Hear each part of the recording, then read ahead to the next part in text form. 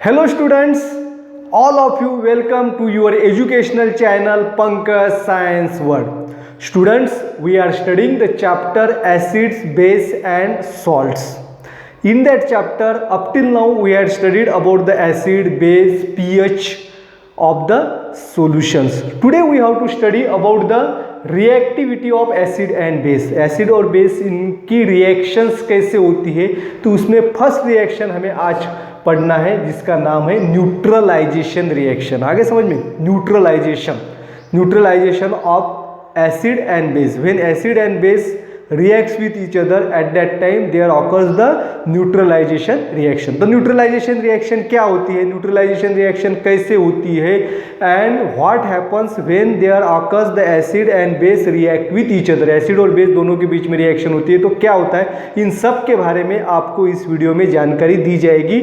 To clear the neutralization reaction concepts, watch this video completely. Don't skip the video. If you skip the video, you cannot understand the concept of neutralization. Therefore, watch video completely.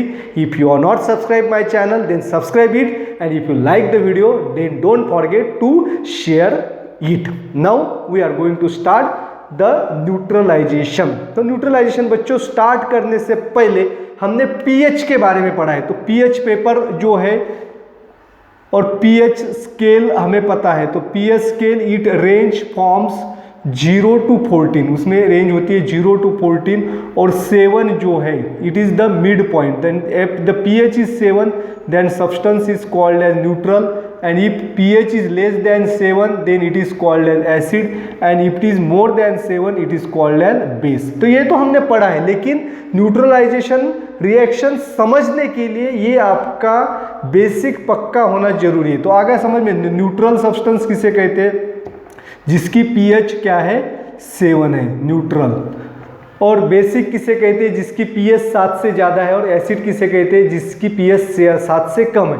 तो इसका अर्थ ये है कि अगर pH 1 है, 2, 3, 4, 5, 6, ये pH is 1 then it is called as strong acid. तो इसे क्या कहा जाता है, स्ट्रॉन्ग एसिड. अगर पीएच 14 है, 14, तो it is called as strong base. तो इसे क्या कहा जाता है, स्ट्रॉन्ग बेस. तो स्ट्रॉन्ग एसिड और बेस, एसिड और बेस क्या होता है ये भी पता है. तो the solution which contains the more H positive ions और the substance which dissociates in aqueous solution to form the H positive ions are called as acid. तो एसिड के अंदर क्या होता है, H पॉजिटिव आयंस होते हैं, और बेस के अंदर क्या होते हैं, OH निगेटिव आयंस होते हैं. ये हमें पता है. तो स्ट्रॉन्ग एसिड क्या होगा, तो जिसके अंदर सबसे ज़्यादा H पॉजिटिव आयंस है, और स्ट्रॉन्ग बेस क्या होगा, जिसके अंदर ज़्यादा OH निगेटिव है. तो स्ट्रेंथ एसिड की किस पे डिपेंड होते हैं, तो proportion of H positive ions in it. अगर pH 1 है तो इसमें H पॉजिटिव आयंस ज़्यादा है, pH 2 है तो H पॉजिटिव का कॉन्सेंट्रेशन कम हो गया, pH 3 है तो H पॉजिटिव का कॉन्सेंट्रेशन कम हो गया. तो जैसे जैसे pH इंक्रीज होती जाएगी वैसे वैसे एसिड की स्ट्रेंथ क्या हो जाएगी, कम होते जाएगी. When it becomes 7 the solution becomes neutral. तो 7 हो जाएगी तो सॉल्यूशन न्यूट्रल हो जाएगा. तो इसका अर्थ है कि उसमें H पॉजिटिव का कॉन्सेंट्रेशन और OH negative concentration it becomes same. तो यही हमें इस रिएक्शन में पढ़ना है. तो न्यूट्रलाइजेशन, तो for studying the neutralization you have to understand this experiment. एक एक्सपेरिमेंट जो है इसको आपको जो है वो समझना है. तो हमने क्या किया है, you have to take a beaker and in that beaker add 10 ml of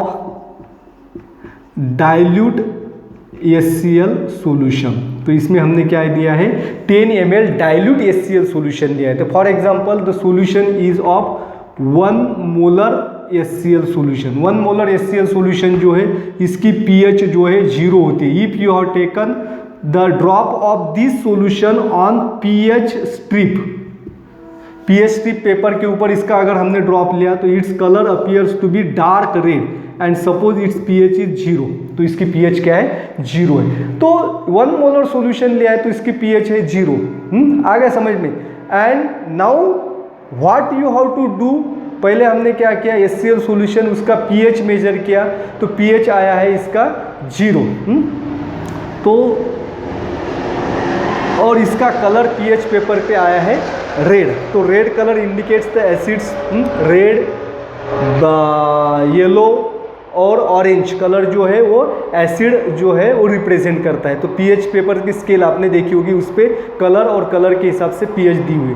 now you have to add the few drops of NaOH solution in the HCl solution. तो अब हाइड्रोक्लोरिक एसिड का जो सॉल्यूशन लिया, इसके अंदर हमें sodium hydroxide जो है कुछ ड्रॉप्स डालने हैं, and then you have to stir the solution and take one of the drop on another pH strip and record the pH of the resulting solution. तो हमें क्या करना है, कुछ ड्रॉप जो है सोडियम हाइड्रोक्साइड की इसके अंदर डालना है, सॉल्यूशन को अच्छी तरह से स्टर करना है, मिक्स करना है, मिक्स करने के बाद वो ड्रॉप पीएच पेपर, दूसरे पीएच पेपर के ऊपर डालना है, तो उसके पीएच जो है हमें मेजर करना है। तो ऐसे हमें करते जाना है। You have to add drop by drop sodium hydroxide solution and stir it and measure the pH. Then what will happen, what will happen or what do you find if there is the change in the pH? Yes, there is the change in the pH.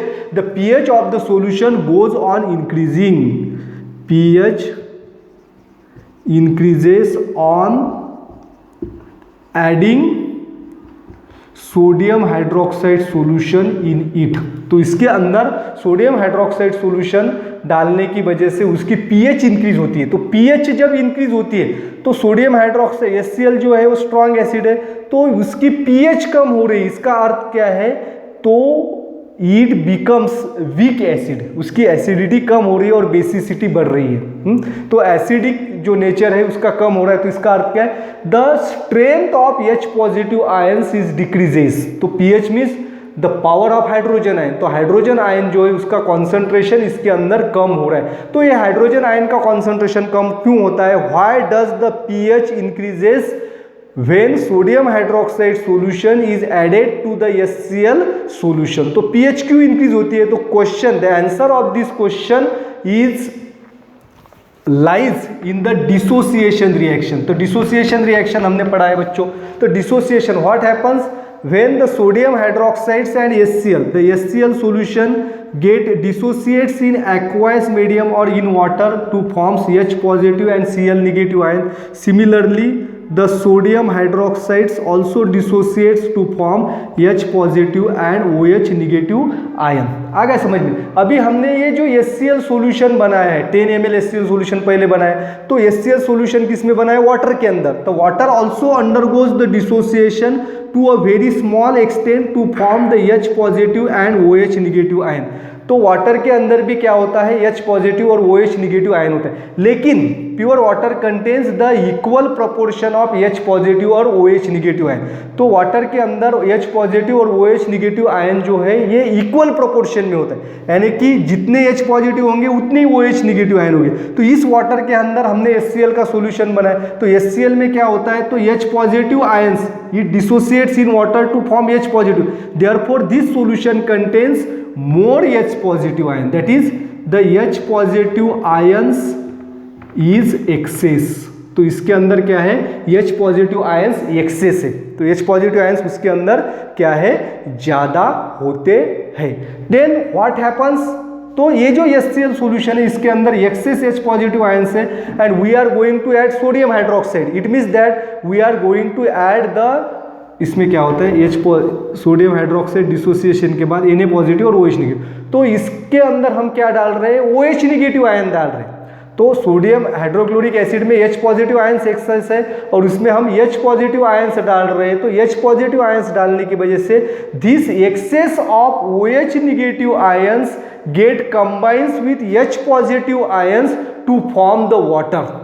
आ गया समझ में? तो H positive ions और OH negative ions जो excess है उनके बीच में क्या होता है, वो कंबाइन होते हैं और उसके बाद जो है वहां पे वाटर तैयार होते हैं। And therefore this can be clear from this reaction. अब ये रिएक्शन हम देखेंगे। अब देखिए, sodium H positive ions, sodium के अंदर हाइड्रोक्लोरिक एसिड के अंदर क्या हुआ है, H पॉजिटिव Cl निगेटिव।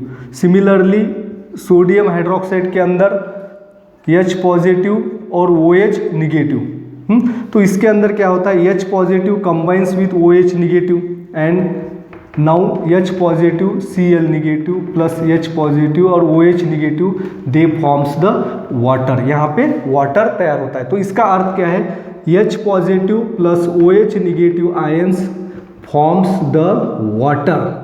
आ गया समझ में। तो in this reaction the sodium and chlorines are on both sides of the reactions and the net ionic reaction is happens between H positive and OH negative ions to form the water। तो यहाँ पे excess of hydrogen ions combine with OH negative ions। How this thing is happen when we add the sodium hydroxide solution in HCl solution? At that time the concentration of H positive ion decreases, concentration of H positive ions decreases due to the combination with OH negative ion, and that is why the pH is increases, that is why pH increase। pH increase कैसे होती है, अब देखिए ये HCl का solution है, suppose इसमें कितने आयंस है, 100 H पॉजिटिव आयंस है, कितने 100 H पॉजिटिव आयंस है। अब 100 H पॉजिटिव आयंस यानी कि हाइड्रोक्लोरिक एसिड इसके अंदर 100 H पॉजिटिव आयंस है, आ गया समझ में। Therefore the combined solution have the H positive ions in axis. अब हाइड्रोक्लोरिक एसिड का सॉल्यूशन हमने वाटर में बनाया, तो पहले जो वाटर उसके अंदर है तो उस वाटर के अंदर इक्वल अमाउंट में H पॉजिटिव और OH नेगेटिव आयंस है, इक्वल नंबर में। लेकिन जब हमने इसमें हाइड्रोक्लोरिक एसिड डाला यानी कि इसका एक्वस सॉल्यूशन तैयार किया तो उसमें H पॉजिटिव आयंस की संख्या ज़्यादा होगी, निगेटिव आयंस की तुलना में H पॉजिटिव के आयंस की संख्या क्या हो गई है, ज़्यादा हुई है।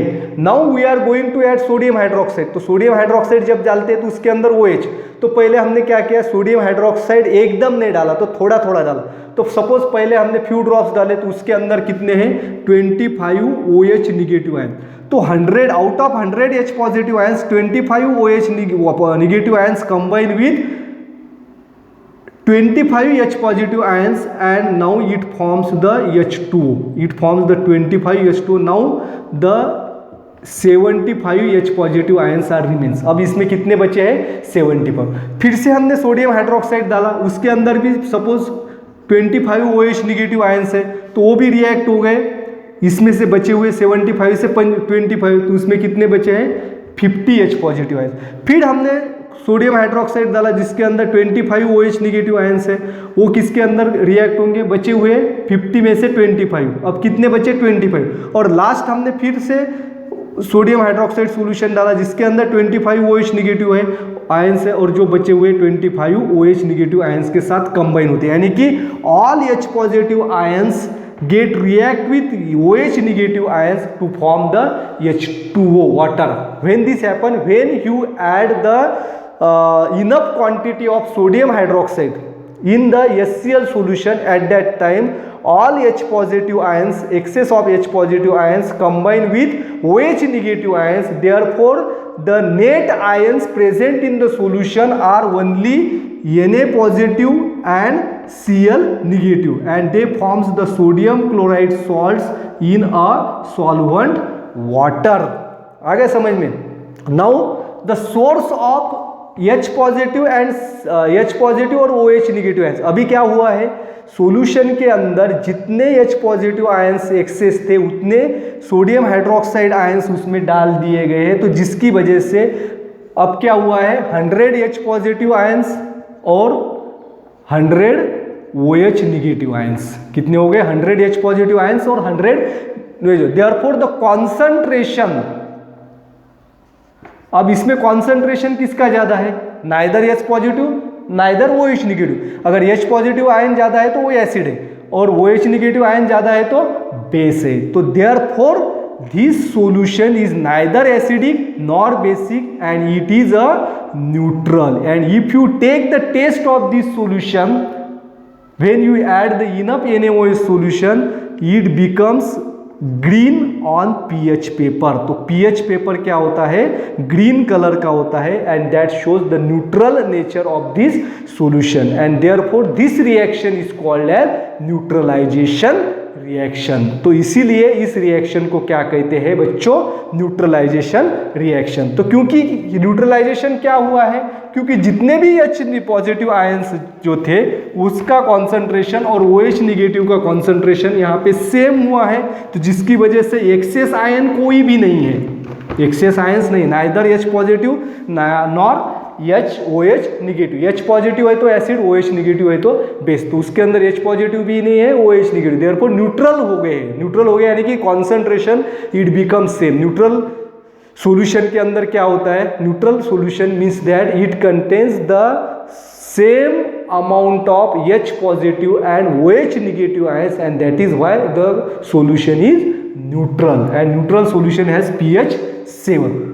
तो न्यूट्रलाइजेशन रिएक्शन किसे कहते हैं, न्यूट्रलाइजेशन रिएक्शन कैसे रिप्रेजेंट कहते हैं, तो when the acid and base react with each other to form salt and water. आ गया समझ में, दिस इज कॉल्ड है न्यूट्रलाइजेशन रिएक्शन। न्यूट्रलाइजेशन रिएक्शन की डेफिनेशन देखिए बच्चों, the reaction in which acid react with base to form salt and water is called as neutralisation reaction. आ गया समझ में, जिस रिएक्शन के अंदर एसिड और बेस दोनों एक दूसरे के साथ रिएक्ट होते हैं जिसकी वजह से सॉल्ट और वाटर तैयार होते हैं, तो इस रिएक्शन को कहते हैं न्यूट्रलाइजेशन रिएक्शन। न्यूट्रलाइजेशन क्यों आया अभी हमने पढ़ा है। तो अब अभी जो रिएक्शन हमने देखी वो क्या है, sodium HCl reacts with sodium hydroxide to form NaCl, ये सॉल्ट है, और H2O वाटर है। आगे समझ में, ये है hydrochloric acid, sodium hydroxide, NaCl salt and H2O water. और भी न्यूट्रलाइजेशन की जो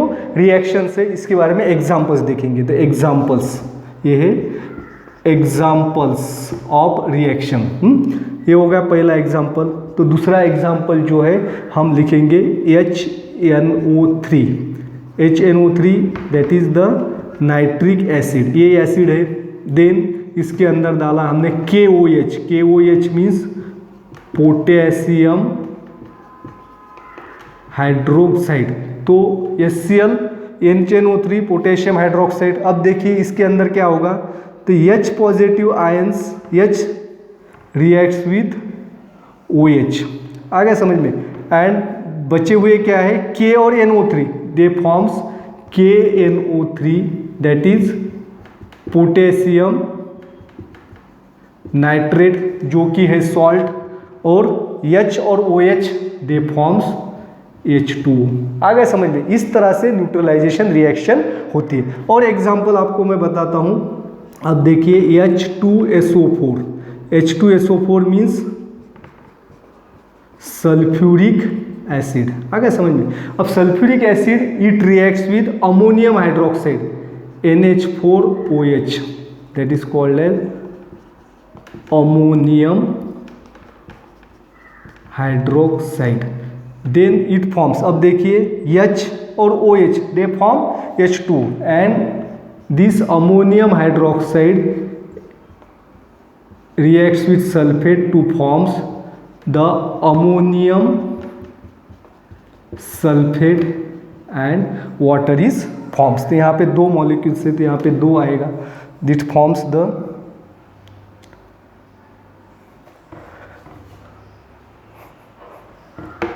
H2। And in this way the acid base reactions are called as neutralisation reaction. आ गया समझ में, एसिड और बेस इन रिएक्शन को क्या कहते हैं, न्यूट्रलाइजेशन रिएक्शन कहते हैं। आ गया बच्चों समझ में। तो this neutralization reaction is very important. तो इस वीडियो में हमने क्या पढ़ा था, ये इंपॉर्टेंट है। न्यूट्रलाइजेशन क्या होता है, तो न्यूट्रलाइजेशन कैसे होता है, और न्यूट्रलाइजेशन रिएक्शन किसे कहते हैं। Thanks for watching complete video. Don't forget to subscribe my channel. Thank you.